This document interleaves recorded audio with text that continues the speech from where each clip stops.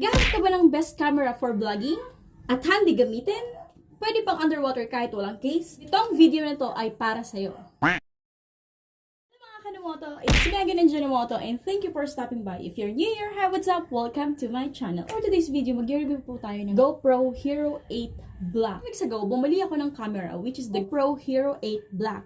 Bakit nga ba yun ang naisip kong bilhin? So, let's find it out. Bago muna yan, papakita ko po muna sa inyo ang pag-unboxing natin ng camera.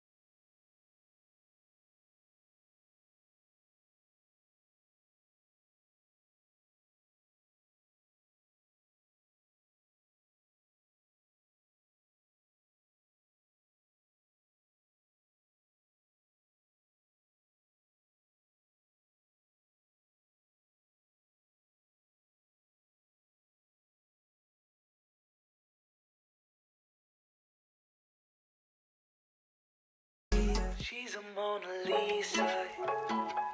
Everyone's Unboxing na yon, nahuli yung of course lagayan ng camera which is ito po. So magkaiba-iba rin po ito.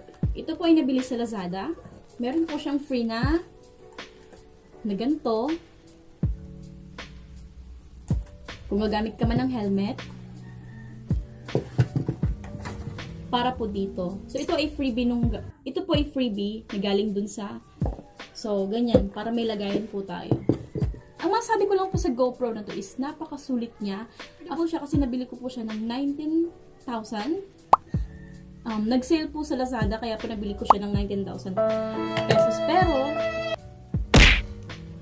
Pero ang original price niya po is nasa 23,000. Hindi pa kasama yung mga accessories. So medyo mamahalin po yung camera na to. Pero sulit naman po siya kasi nga ang gaan niyang dalhin at pwede siya sa tubig. Yun nga lang, kailangan natin bumili ng tempered glass, which is kasama na po siya dito. So, ito po siya ngayon.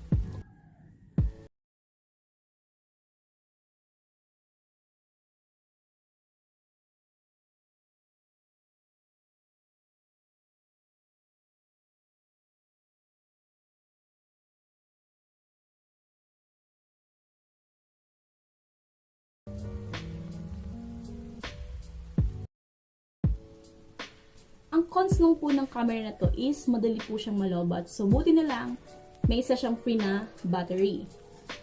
Paano ba siya buksan? So, magsisimula ka dito. Then, tataas ko siya.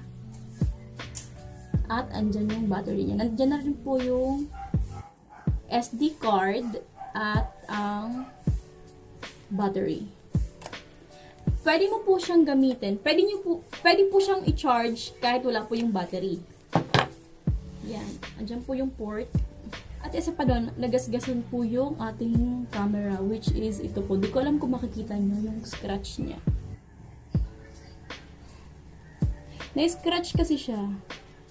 4.5 out of 5. Ang cons niya is, hindi po siya ma-zoom.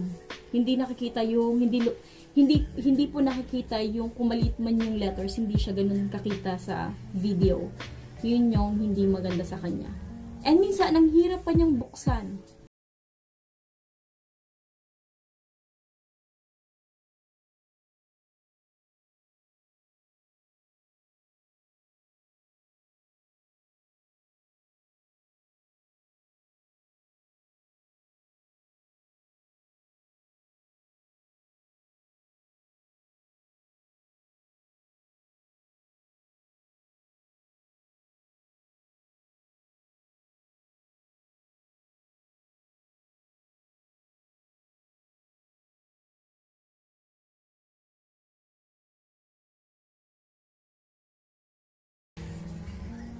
Yan siya. Makikita nyo siya. Ayan, nag-off na. Napakagaan po ng camera na to. So, kailangan po natin ingatan din. Although magaan siya, kailangan natin ingatan. So, lalagay po natin siya lagi sa may case niya. So, ang nilalagay ko para hindi siya magasgasan is ito. Pinapatungan ko.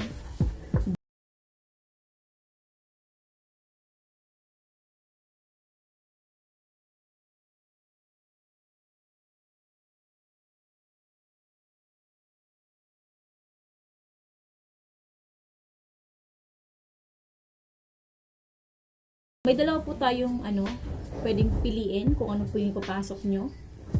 Pwedeng ito at pwede rin ito, pero mas prefer ko to kasi nga mas mahaba. Syempre kung nagmamadali ka, 'di ba? Tapos gusto mo for example, gusto mong i-ganito.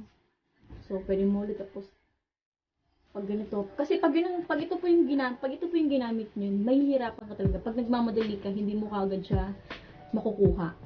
So mas maganda po ito yung ilagay. Then, ganyan na siya. Yan, nagpa-play na. So, medyo nahihirapan ako sa part na gano'n. Kita niyo ba yan? Yan lang po ang aking desk. Ito po yung case. Malaki naman siya. Ayan. Hello! Nakikita niyo ba ako? Blurred ba? Kasi meron siyang freebie nung nabili. So, yun. Kaya minsan pag nagmamadali ako, tapos ayaw pa din niyang bumukas, inaalis ko na lang yung battery din sa way pack. Ganyan.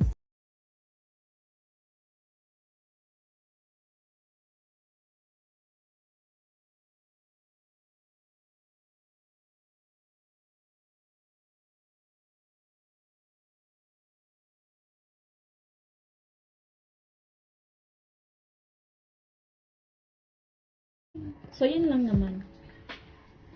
Then, meron siyang tripod. Ganda ba?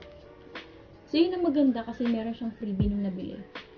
So, yun lamang po. I hope you like this video. Please don't forget to like, subscribe, and click the bell button para lagi ka pong updated sa panibagong nating videos. And don't forget to comment down below. Thank you! God bless!